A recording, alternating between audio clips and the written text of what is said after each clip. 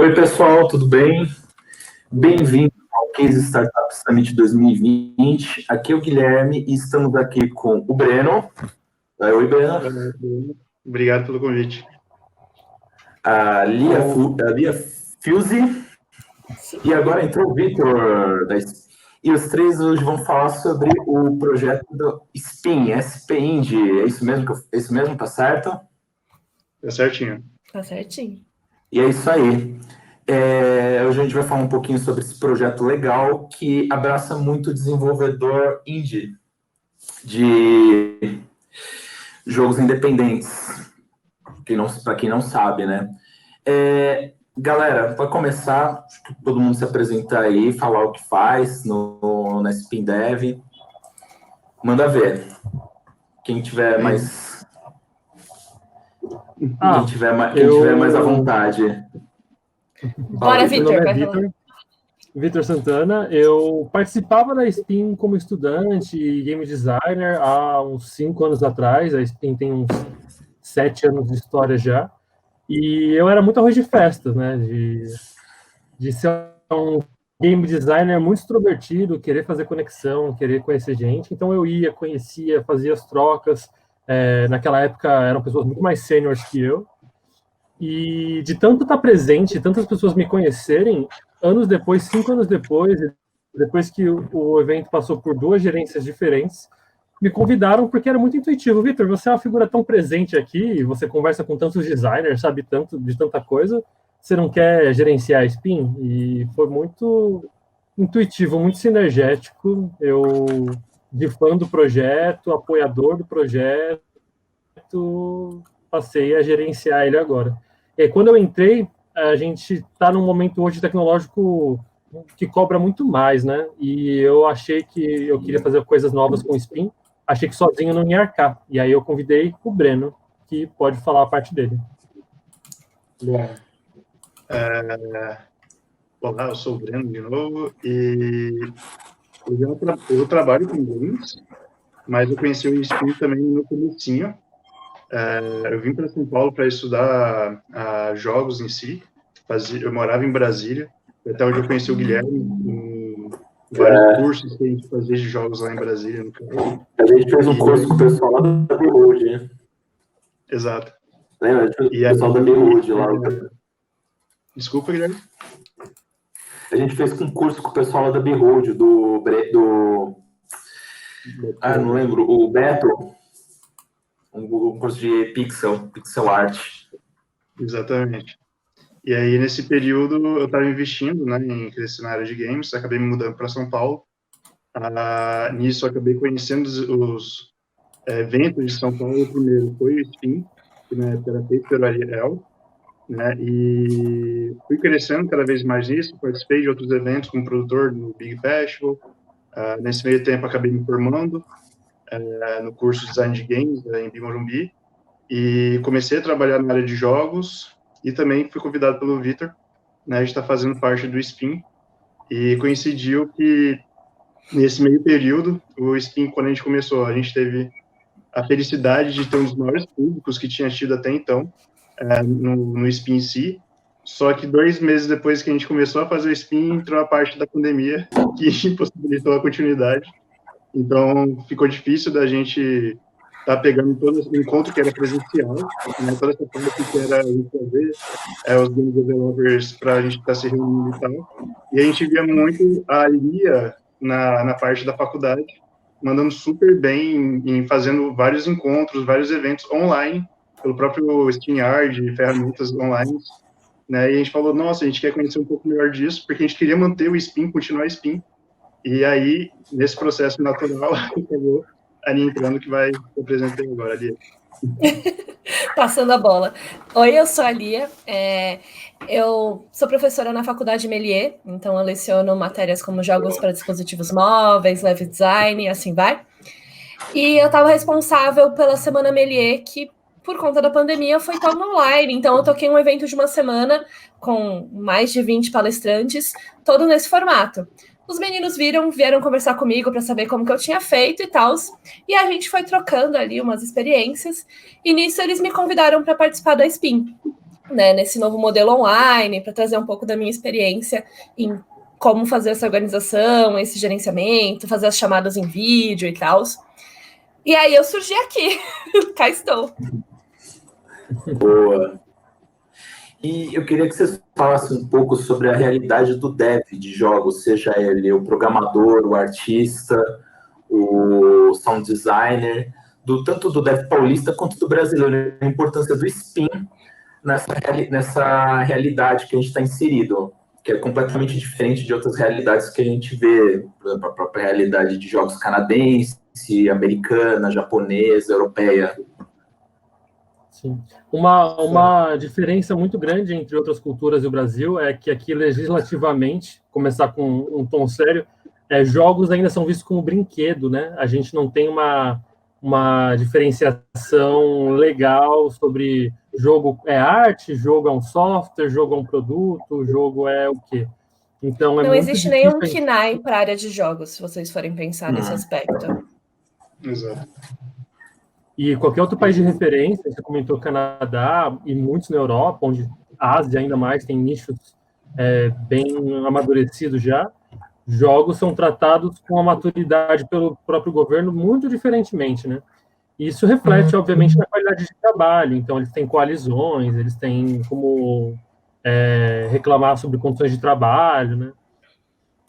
E jogo em si é uma quimera pela questão de ser um produto e ser uma obra de arte. E, querendo ou não, existe uma leve, sutil, implícita polarização no profissional de ver o jogo dele, ele está lá porque ele é apaixonado pelo jogo, por jogar, ele quer fazer a expressão dele, fazer o jogo dele, ou ele está ali porque é um nicho crescente, emergente, é divertido, né, engajante. Então, é um tema que é puxado por duas cordinhas, assim, mais fortemente. Mas hoje em dia também tem a questão da educação, que jogo é uma mídia de engajamento. Então, como ferramenta educativa, ainda está inexplorado e tem um potencial infinito. A Lia pode falar mais sobre isso. Até a gente comentar, o jogo é um objeto audiovisual, né? Uma transmídia, por assim dizer. Então, a gente tem esse objeto aí e entra nesse confronto de arte, produto e assim vai. No meio, eu trabalho como programadora também, então eu faço a parte de programação de jogos educacionais. E a ideia de ser desenvolvedor no mercado de São Paulo, hoje em dia, você tem como você ganha dinheiro, né? Como você sobrevive e o seu sonho, a sua ideia. O que a gente faz geralmente é um misto dos dois. Você trabalhar em projetos diversificados, você pegar freelance, você tá em uma empresa, por assim vai, para você fazer o seu jogo indie, para você fazer o seu jogo criativo, que é o seu projeto, o seu produto, né? Que traz muito de você. E o que eu vejo da Spin nesse aspecto, até cortando um pouquinho, a Spin normalmente é um passo inicial, né? Onde você encontra gente que já está desenvolvendo, gente indie do mercado e gente que está chegando agora de faculdade, né? A Spin, ela conta com o Spin Academics, que inclusive a gente teve a felicidade de saber, o nosso primeiro Spin Academics teve vários jogos, e entre eles o primeiro jogo que apresentou, que são jogos de faculdade, que estão ali para mostrar um pouquinho. O primeiro jogo que apresentou foi selecionado como um dos 89 jogos que tiveram mais impacto para a SB Games desse ano, né? Que vai ser o evento em Recife. Então, a Spin se torna um marco inicial para quem está desenvolvendo e para quem quer entrar na área. Uma, porque ele vai trazer seu jogo, ele vai ter o feedback de gente da área que já está desenvolvendo, que já está no mercado, né? Não é um feedback de um parente, de alguém que não conhece a área de jogos, é um feedback real. E também a outra é porque a gente é aberto, é para todo mundo. Então, você desenvolve há 10 anos, vem para Spin. Você acabou de começar a desenvolver, sei lá, você tem 8 anos de idade, você está desenvolvendo o jogo, você quer apresentar? Vai lá. Não quero apresentar, mas eu quero deixar o meu jogo para as pessoas testarem. Você também vai lá. Ou quero conversar com a galera de game dev, tomar uma cerveja, bater um papo. Essa é a Spin, né? É um ambiente aberto para todo mundo. Sim. Boa. Vitor? Bom, vou aproveitar para comentar então alguma coisa. Que é o seguinte, indo um pouquinho mais na pergunta qual que é a diferença do programador no Brasil e programador na lá fora, eu posso falar na questão do produtor, né? E a gente, no Brasil, a gente está no mercado muito inicial ainda de jogos. Aqui é um mercado muito recente, né? Como o Vitor falou no começo, lá a gente tem uma base muito grande, né? Tipo, do governo, que já estão acostumados, eles já sabem que, tipo, que nem o Vitor comentou, tipo, já saiu do brinquedo, né? E já se tornou a maior indústria hoje que rende no mundo, né? Então, tipo, já passou do cinema e da música, tudo junto e misturado. Então, lá é levado muito a sério, enquanto a gente vê que no Brasil a gente tem tentativas, né? Só que falta uma maturidade no mercado em si. Então, hoje, o mercado brasileiro está, sim, crescendo, né? E a gente já tem o primeiro unicórnio de games no Brasil, a gente já tem várias coisas acontecendo. Exatamente. E, então, esse processo, por exemplo, o Spin, ele surgiu por uma necessidade. Que necessidade foi essa? Um encontro, uma ajuda de pessoas da área de games para poder crescer junto. Então, ele é uma forma voluntária. Eu, ali, o Vitor, a gente não recebe nem um centavo para dar um Spin, né? As pessoas anteriormente também não recebiam, e a gente faz isso pela comunidade e todo mundo está se ajudando. Então, hoje, você tem uma base no mercado brasileiro muito maior do que a gente não tinha antes, né? As pessoas, tipo, cara, você passou por a gente, o Pedro e a Mora, sei lá, que já viram Game Awards apresentando, né? Tem várias pessoas que trabalham no Wildlife, passaram por a gente, tem gente que está no mundo inteiro que passaram pelo Spin, então tem muita coisa assim que acaba surgindo pela necessidade, né? Então, os jogos hoje no Brasil tá crescendo muito, tá tendo essa necessidade ainda e sempre vai ter, né, da comunidade se juntar, porque é uma coisa que é feita em grupo, né? Uma startup, uma ideia, você pode ter sozinha, tipo, até aquele negócio de não querer dar sua ideia, né, para ninguém roubar, mas no caso dos jogos, não, a gente joga essa ideia, a gente joga esses projetos novos para a comunidade, para ver quem a gente consegue pegar de experiência, ajuda e crescer de uma forma como um todo. Eu acho que é isso que é um corezinho assim do Spin, e falando um pouquinho dessa como é que é aqui no Brasil, né? Boa. Pode falar. Pode comentar. Que culturalmente também no Brasil, eu acho que é uma mentalidade daqui de que jogo tem um semblante levemente ainda, qual é a palavra? Pejorativo, né? A pessoa viciada em jogo. A gente teve no Brasil muitos anos de histórico com jogos de azar. Então, uma memória afetiva da população, jogo não é uma coisa ótima, benéfica. Mas a gente vê agora esportes no Brasil crescendo muito fortemente. A gente vê muitos jovens vendo jogos com múltiplos propósitos, né? Agora é uma ferramenta de socialização, é a ferramenta que pode ser um emprego muito forte para esportes. Tem jogos para treinamento, então muitas empresas estão fazendo jogos que são divertidos, interessantes, e que ensinam, ajudam um profissional novo numa empresa a engajar e aprender melhor a cultura da empresa, né? Tem muitos jogos nesse nicho de cultura de empresa. Jogos de RH, né, de dinâmicas de grupo, jogos para pessoas tímidas. Então, jogo no Brasil, felizmente, a gente está tendo uma alavancada maior da população sair aquele véu do pejorativo, sabe? Então, a gente vai ganhar muito mais apoio, a gente está ganhando muito mais apoio. E é contra-intuitivo achar que o jogador é aquela pessoa isolada, que fica no computador e não vive a vida real. Mas, curiosamente, quem é game designer tem que fazer um jogo muito diversa, com uma comunicação muito intensa. Então, é curioso que os desenvolvedores são muito comunitários. A Spin, ela foi um suprassumo dessa vontade de quem é veterano na área conhecer mais desenvolvedores e ajudar os novatos que vão fazer parte do ecossistema deles. Então, muita gente que é sênior investe muita energia em ajudar quem é novato. E engordar o nicho, assim. É bom para todo mundo, né? Boa. Vocês levantaram um assunto importante, né? Startups de jogos de educação, né? Nós, como a Startups, temos algumas, e é um nicho muito interessante, né? A gente conhece algumas iniciativas como a Crudo, E eu queria que vocês falassem qual a diferença que vocês veem entre o ecossistema de startups e o ecossistema de jogos, ou se existe uma tentativa de união dos dois.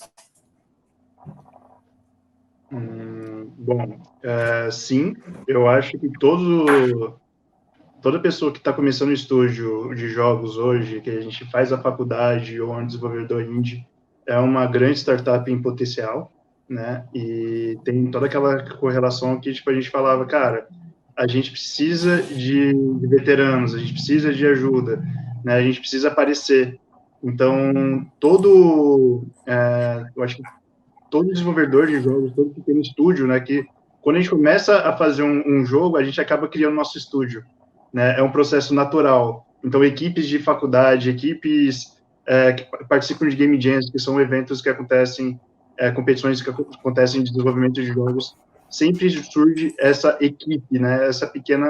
Esse projeto que aí sim se torna um projeto de startup mesmo, né? Que aí, para você continuar com isso, você precisa evoluir, você precisa, sei lá, fazer um plano de negócios, você precisa focar no mercado, você faz um jogo para alguém, você tem um público, você tem um mercado aí para atingir, né? Eu acho que todo mundo pode falar mais.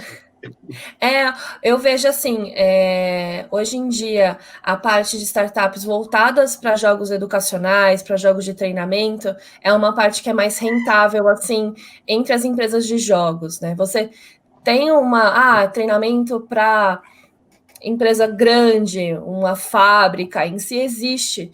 E é um recurso que ele tem, além daquele treinamento padrão de ter um profissional gastando horas para treinar uma pessoa, você tem um recurso de um jogo, né, de um jeito mais divertido, um jeito mais gamificado, por assim dizer, de você passar aquela informação sem gastar com uma pessoa para fazer esse treinamento.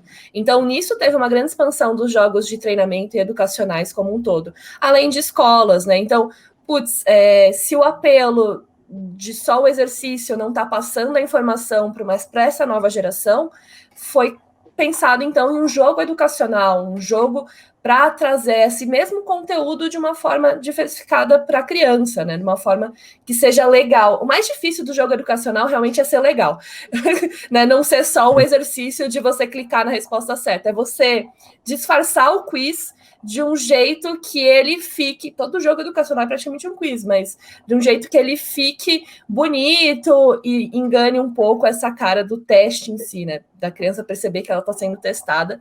E mostre também, tipo, em vez de uma conta em si, então eu vou juntar realmente laranjas, né? Eu não vou ter aquele exercício escrito, João tinha 57 laranjas. Não, tem aqui uma árvore, eu vou pegar essas laranjas e arrastar para o cesto, eu vou contar quantas tem. Então, é um jeito de você trabalhar com a educação, né, de uma forma mais legal. E por isso, a maioria das empresas que agora estão de startup, como até pensando em ganhar um dinheiro em cima, é no jogo sério, né, no serious game, no jogo de treinamento. O que acontece é que quando a gente está na faculdade, a gente normalmente pensa, eu quero fazer jogo, mas a gente não pensa nessa vertente do jogo educacional. A gente fala, eu quero fazer um jogo, quero fazer, sei lá, eu quero fazer um novo God of War. Mas é o que normalmente paga o seu sonho. Então, você vai fazer jogos educacionais, você vai fazer jogos de treinamento, para você conseguir desenvolver de uma forma indie projetos seus, projetos que você tenha a sua criatividade solta, né? Mas, realmente, hoje em dia, o que eu mais conheço, a maioria das empresas que eu conheço, são voltadas para jogos educacionais e jogos de treinamento. Sim. Eu acho que um termo que funcionaria muito seria o que está na moda, cada vez mais eu vim do curso de administração, né? E quando eu saí e comecei a mexer com games, eu lembro que tinha muita gente conversando comigo, Breno, gamificação, a gente vai gamificar o meu projeto, a gente vai gamificar isso, gamificar aquilo, né? A BNCC traz também, né? Gamificar o ensino, tudo. Exatamente. Hoje você pode gamificar qualquer coisa, né? Um jogo é isso. Você consegue abordar qualquer coisa, trabalhar com qualquer coisa e transformar isso de uma forma lúdica, dar feedback para as pessoas, né? Do jogo, você tem toda essa parte que tem em volta do jogo, né? Que você acaba trabalhando melhor, que a galera acaba querendo pegar muito nas outras áreas, que é a gamificação em si, e que é um pouco perigoso porque tem muita startup aí que eu vi que quer gamificar um monte de coisa e acha que é simples fazer um jogo, e aí vai passar pelo trabalho que todo mundo que está entrando na indústria de jogos está começando, acaba passando por isso, que é quebrar a cara e descobrir que você precisa de profissionais da área, né, que precisa de experiência, e não é tão simples fazer um jogo, né, não é o seu sobrinho de 11 anos que está fazendo um joguinho também, que vai conseguir pegar um puta projeto e fazer, trabalhar com o que você está imaginando. É um trabalho de design, é um trabalho criativo, mas também é um trabalho com tecnologia e de inovação, que envolve muita coisa e com certeza envolve equipe e pessoas. Uma comparação legal de fazer é que nem a arte de ser engraçado ou de contar uma história de terror. É uma habilidade sutil, assim, de você criar uma mecânica, pensar na mecânica que seja interessante, engajante, e a parte dos controles é de que ela seja, com a parte de movimentação visual, tatilmente gostosa de mexer, de manipular, né? De você ter um jogo que seja agradável, de você interagir dentro dele, a resposta ser gostosa. Então, são vários elementos muito sutis. E o game designer, muitas vezes, é uma profissão que as pessoas acham que é muito um produtor, né? Se a pessoa vende ADM ou vende eventos, que é fácil, mas não é fácil. É uma habilidade treinada muito esquisita, até de você conseguir treinar, praticar. Tem que ter muito contato com mídia. A maioria dos desenvolvedores são gamers, né? Existem exceções, mas é de muita referência. Então, tem uns tropeços, né, na área de quem está querendo fazer jogo, mas está vindo de outra área, porque não tem esse degrau técnico, né? Que o game precisa de um degrau técnico de saber que não é só um aplicativo com mais desenhos. Não, para ser interessante, para ser divertido, tem mais coisa ali, entendeu? O game designer é uma função muito chave, né? Meio que dá o nome à profissão. Isso mesmo. Outra coisa que eu ia perguntar também é como vocês veem a questão dos unicórnios. A gente, ano passado, teve uma surpresa aqui de todos os unicórnios que vieram no Brasil. Uma delas foi uma empresa de games. A Woodlife veio arrebentando com 3 bilhões de dólares aí de um fundo, e eu queria saber como isso afeta o próprio mercado de jogos no Brasil. Se são incentivos, se isso é um alerta, ou como é que vocês veem isso? É tudo, né? No Brasil, a Wildlife ter se tornar um unicórnio não é da noite para o dia, né? Eles eram até FG antes, né? Faziam jogos mobiles, eram todos focados, tiveram um crescimento e o investimento todo atrás disso, tiveram toda a pesquisa de mercado, então teve todo um crescimento até eles se tornarem o que eles são hoje, e tem toda essa questão do aprendizado também. Hoje o Brasil, a gente tem muita mão de obra sendo exportada, né? Então as pessoas saindo do Brasil para trabalhar em empresas afora, porque a gente recebe mais, a qualidade é melhor, de vida melhor, você tem todo o investimento do governo lá, então você não tem só as pessoas que estão saindo, como também tem as empresas que estão saindo, e ao mesmo tempo isso acaba chamando atenção. Então, tipo, como para a Wildlife deve ter sido um bom benchmark, você ter as pessoas que estão sim, mão de obra exportada daqui, né? Você tem toda essa qualidade do Brasil atual, que é na questão de fazer jogos mobile, né? Então, o Brasil na época da TFG, quando eles começaram mais, a gente tinha todo esse aporte de trabalhar com mobile, diferente dos outros países que tem mais investimento, que acaba focando nos videogames, nos consoles, que são um mercado premium, né, que a gente chama, que são jogos que você compra para você, do início ao fim, você já está com tudo pago, enquanto aqui no Brasil a gente tem todo esse foco do modelo freemium, né, que você trabalha com mobiles, você trabalha com outros formatos também, mas o principal é mobile, e aí esse investimento vai crescendo, esse mercado vai crescendo, o Brasil foi se destacando, e aí não deu outra, né? Tipo, você tem toda a base, você tem todo o terreno construído, e falou, ó, aqui a gente tem a mão de obra, a gente tem a competência, a gente tem experiência, a gente sabe qual é o caminho das pedras, investe aqui. Então, o grande...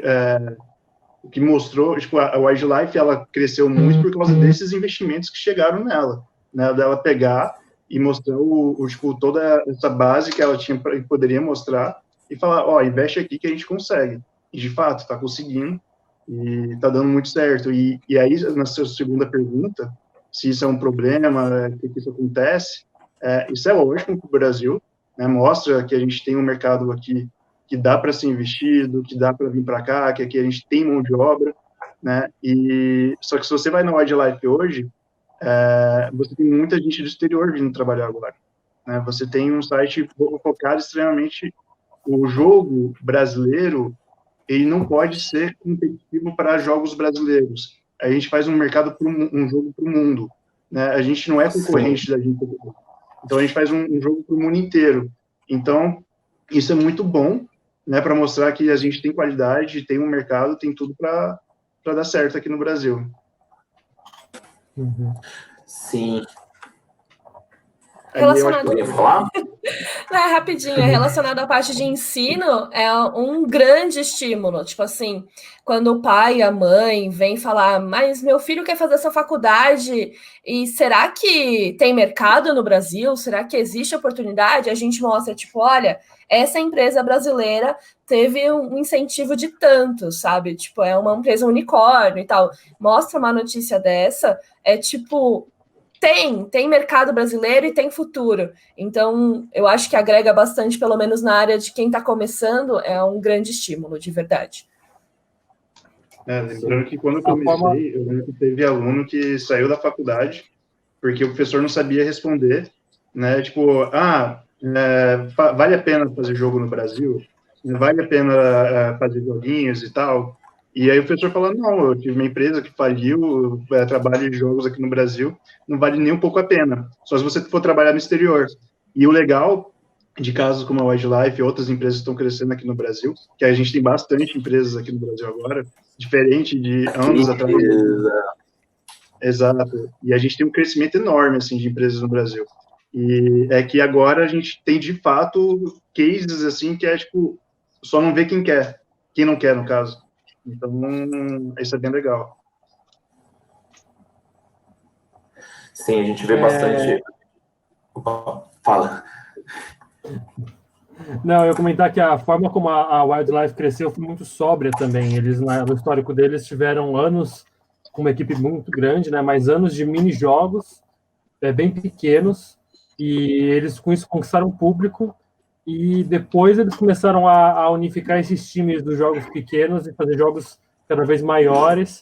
Então é interessante a estratégia deles, de que eles trouxeram eles e a Tex trouxeram muito essa mentalidade de que o seu jogo, a sua empresa, precisa ser conhecida antes de você fazer um jogo bom. Você tem um jogo muito bom, mas as pessoas não terem experiência com jogos da empresa, nunca terem ouvido falar, é um jogo excelente, mas ninguém ouviu falar, e elas começaram, tanto é que no passado elas eram até meio infames por isso, elas serem muito marqueteiras, assim. Elas têm muitos joguinhos, é muito marketing, mas tem essa lente de que, de fato, se as pessoas não sabem do seu jogo não vende. Então, eles tiveram anos de estruturar essa base para ter um mercado que conhece eles, para agora começar a emplacar jogos maiores, em times maiores. Foi muito sóbrio e muito boa estratégia, na verdade, bem gamificada, ali, uma metalinguagem muito boa do processo deles. Então, eles, no sucesso deles, ensinaram a gente de que muita gente que vive muito pelo sonho, talvez estava sendo até meio ingênuo, né? De que estratégias que eles tomaram, e na escala de bilhões, né? Que é um outro mercado diferente do indie, mas que tem uma troca, sabe? Tem o que se aprender com isso. Massa, legal. Agora falar um pouquinho sobre esse momento de transição que a gente está vivendo, né? Que agora, se a gente já tinha um mercado crescendo de games, agora com pandemia, todo mundo em casa, realmente explodiu. E eu queria saber de vocês algumas considerações sobre isso, nesse momento que ao mesmo tempo teve que encerrar aí os encontros presenciais do Spin, que em breve, se tudo der certo, vai voltar. e como o mercado encara esse momento de isolamento. E também como a própria SpinDev encarou esse momento. Então, tem vários vieses. A gente, como uma Spin, não é só uma comunidade, também ela é um encontro presencial, um pouco para tirar o desenvolvedor da caverna, né, que fica tanto tempo no computador. E agora, sendo que o encontro online, ele trabalha no computador para a gente gerar juntos mais conteúdo de computador, cansa um pouco, assim. A gente sabe que muitas pessoas, muitos desenvolvedores estão meio cansados de ficar tanto tempo na máquina, né? E com isso a Spin teve uma caída. Mas inconscientemente todo mundo sabe a necessidade dos encontros, a necessidade da troca, da conversa. Paralelo com os jogos, muito que deu um boom foram os aplicativos, coisas de comunicação, né? Discord está explodindo. Entre outros aplicativos, Google Hangouts, o próprio StreamYard. Então, a gente sim, tentou se adaptar. A gente tem um Twitch, tá com Instagram, Twitter, coisas que a gente não usava antes, porque não tinha porquê, a gente tinha só o Facebook e um Discord. Mas a gente precisa de uma ferramenta, um jeito bom, com qualidade, de ter essa comunicação. A gente aproveitou o momento para mudar um pouco o conteúdo, né? A gente está agora a gente está fazendo entrevistas online com desenvolvedores que estão em outros países, e desenvolvedores de outros estados. E aí tem uma coisa boa até que a pandemia está trazendo, que é já que não tem mais espaço físico, né, tudo online, a gente está cobrindo as pontes de entrar em contato com outros jogos e outras comunidades game dev aqui no Brasil. A gente está falando da Spin, mas também existe o Ring, que é do Rio de Janeiro, tem o Bring, que é de Brasília, tem o Bing, que eu acho que é de Manaus, enfim, tem um Bing em algum lugar, que não é o explorador de internet. Mas tem o AMA, que é de Maranhão, tem o Mage, que é da galera do Nordeste e um pedacinho do Norte também. E a gente está tentando cobrir essas pontes, né, para tentar, que eu acho que vai ser uma coisa que vai acontecer após a pandemia, esse olhar sobre o game dev brasileiro vai ser de fato brasileiro, vai ser mais nacional, né? Você vai poder, numa conversa de bar, citar alguém que mora estados de distância, porque as duas pessoas constantemente conversam com ela. A gente vai ter uma unificação dos hubs de comunidades game dev mais próxima. E a gente vai, como profissional da pandemia, vai ter esse viés bom, né, de que a comunicação vai melhorar muito. Sim. O que eu vejo bastante é isso, realmente. A possibilidade da pandemia foi de juntar pessoas que a gente não veria, assim, normalmente. Então, a gente teve gente de Manaus apresentando no Spin jogo, né? Então, a gente consegue juntar essas comunidades, que nem o Victor falou. E a outra é que, como as pessoas estão em casa, elas precisam de formas de escape, que nem você comentou. Então, jogos que nem o Gartic, que foi produzido por um mineiro, o Among Us, né? Entre outros, teve uma explosão, as pessoas começaram a jogar, começaram a entrar pro party, né? Fall Guys, então, tipo, putz, a Steam falou que ela teve um boom, que teve mais acessos do que o tempo inteiro na vida dele no pico do Covid, sabe?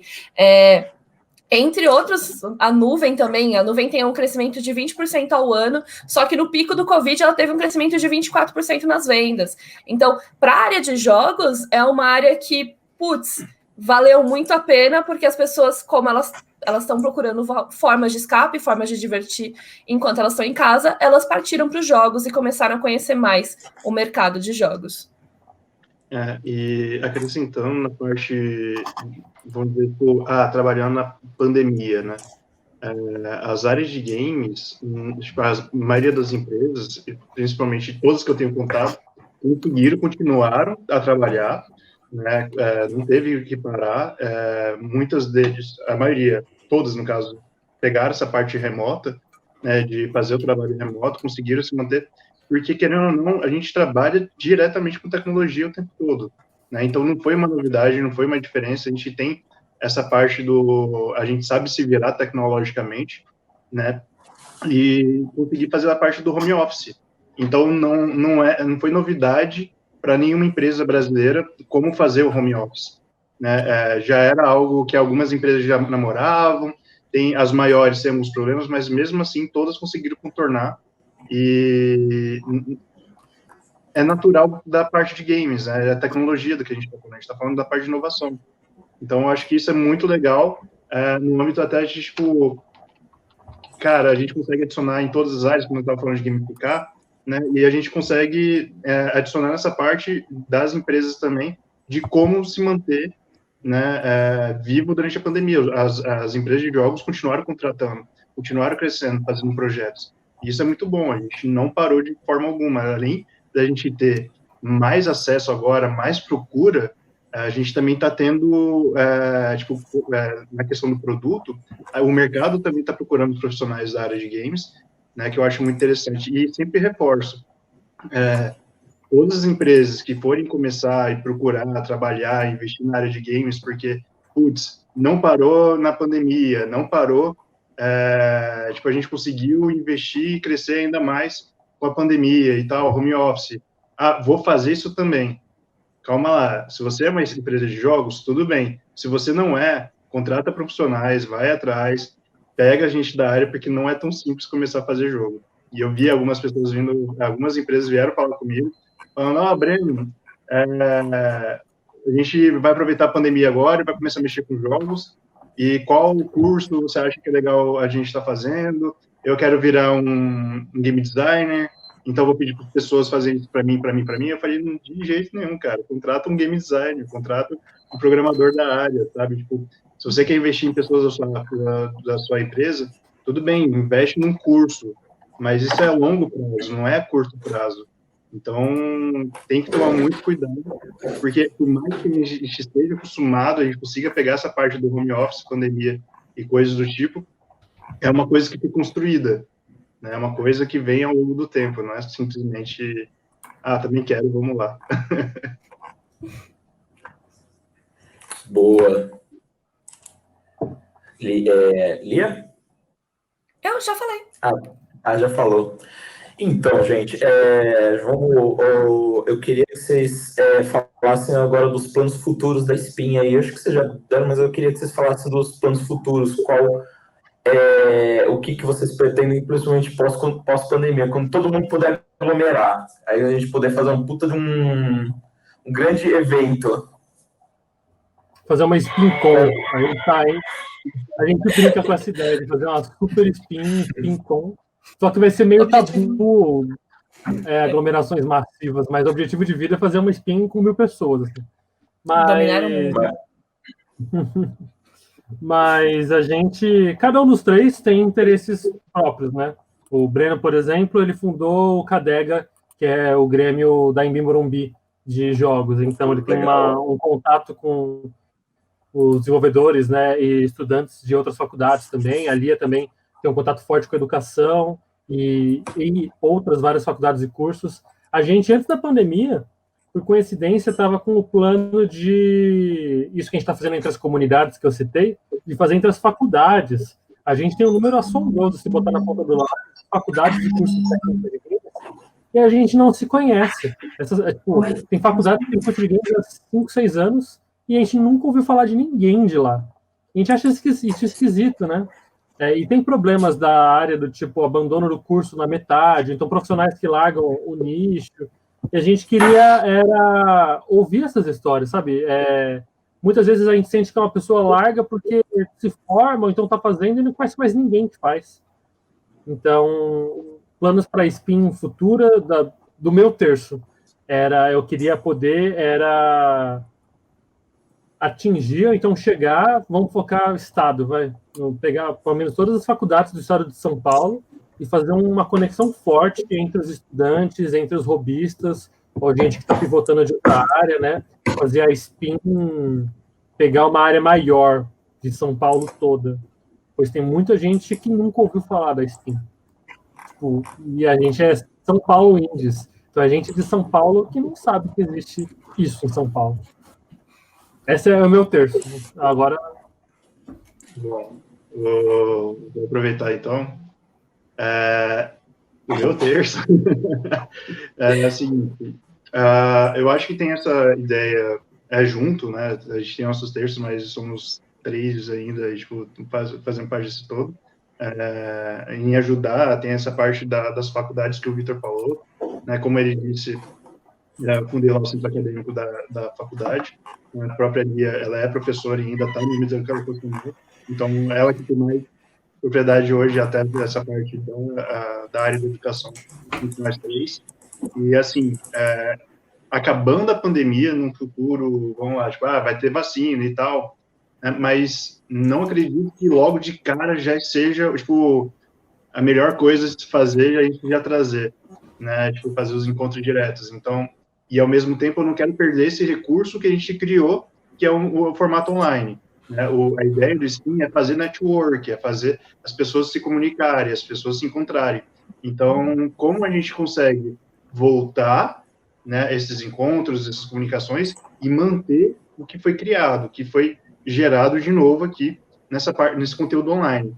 Então, a gente tem projetos, sim, já para o ano que vem. A gente até iniciou um formato do Spin, que é de parcerias, né, que a gente vai estar fazendo vários conteúdos, não só na quarta-feira, que é o nosso dia, né, do Spin, trabalhar sempre na quarta-feira. Não trabalhar na quarta-feira, né, que a gente trabalha a semana inteira, mas a gente apresenta na quarta-feira o resultado desse trabalho e trazer mais outros conteúdos, mais parcerias, outras pessoas que queiram estar contribuindo na comunidade Game Dev como um todo. Então, a gente tem trazer mais gente para o próprio Steam, trazer outras pessoas, outros eventos que façam coisas sociais, projetos que acabam fomentando a indústria como um todo. Então, tudo isso está previsto, assim, sim, para a gente fazer, né? A gente aprendeu bastante com essa pandemia, de maneiras boas e ruins, do que fazer e o que não fazer.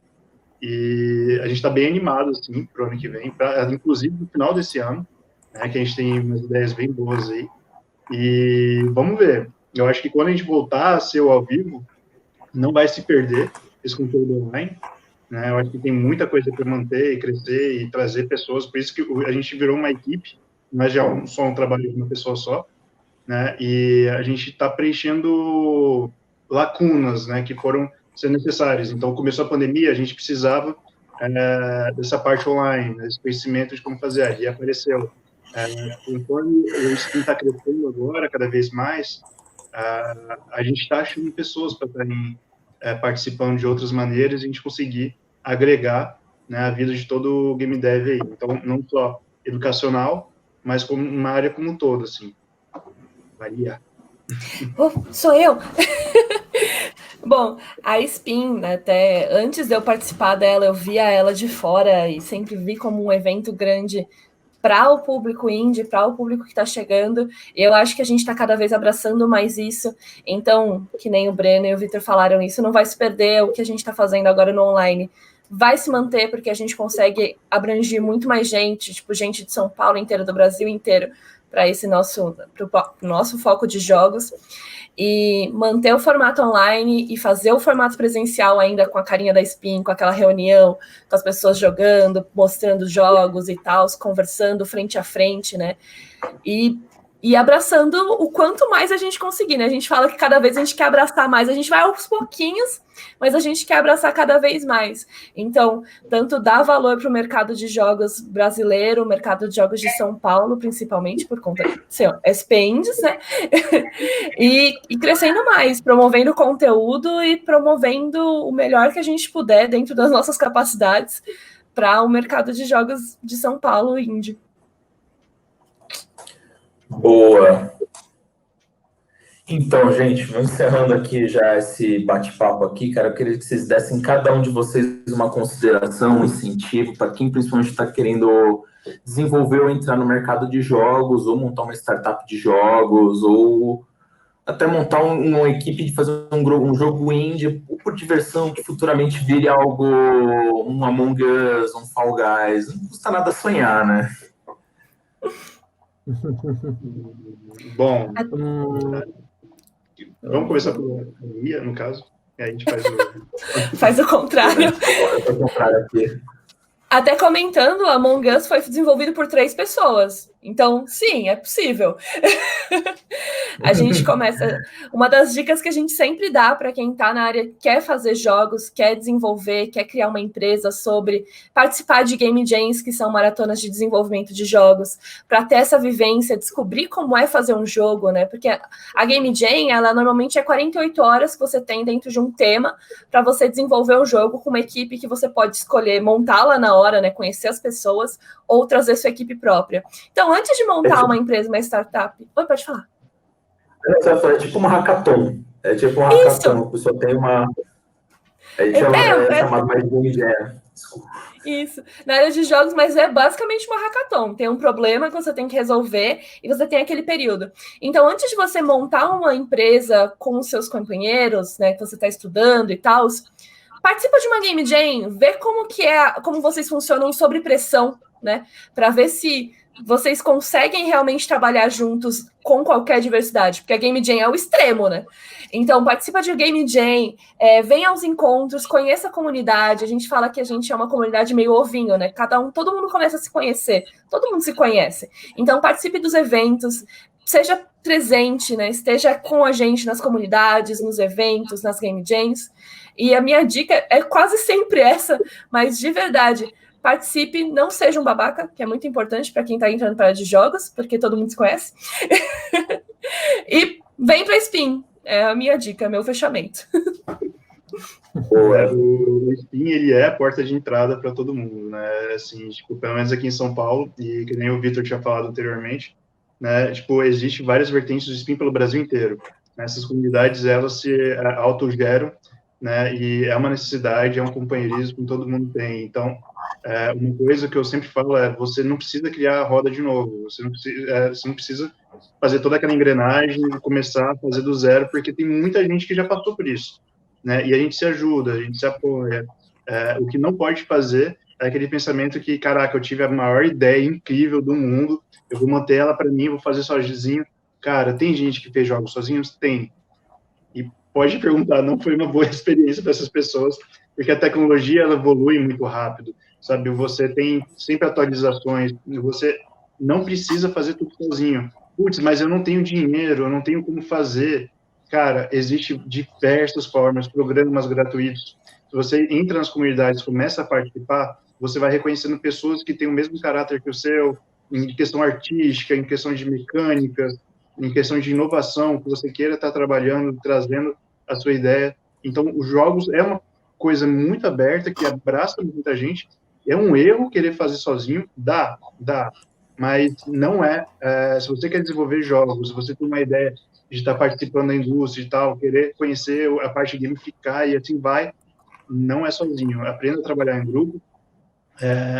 Eu já tive vários problemas em grupos. O grande problema de jogos é o trabalho em grupo, e você aprendendo a se relacionar, aprendendo a resolver problemas, aprendendo com os erros, vai fazer toda a diferença na sua vida como um todo, como desenvolvedor de jogos. Dá sim para viver de jogos. Eu vivo de jogos. Todo mundo aqui tem uma experiência, a gente conhece várias pessoas da área de jogos também. Então, dá para começar de qualquer idade, dá para fazer tudo, fazendo junto, confiando e participando.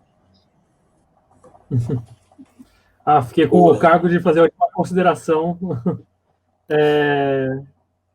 Eu penso, dar uma dica saindo, sobre jogos também, mas um pouco para a vida, né? Existem essas duas grandezas de o que você faz para você e o que você faz para as pessoas e para o mundo.